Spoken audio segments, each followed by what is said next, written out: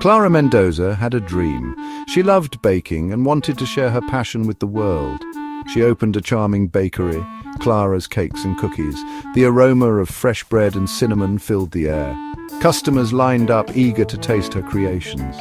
Clara poured her heart into every recipe, using only the finest ingredients. Her business thrived. She was living her dream.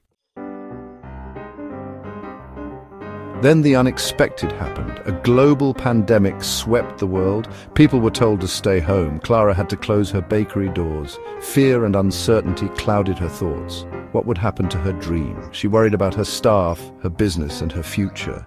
The once bustling bakery was now silent. Clara knew she had to adapt. She decided to move her business online. She revamped her website and started taking orders for deliveries. She learned how to take stunning photos of her treats. Clara also engaged with her customers on social media. She shared her baking journey, offering tips and recipes. People loved Clara's online presence. They found comfort in her delicious creations. Her online sales soared.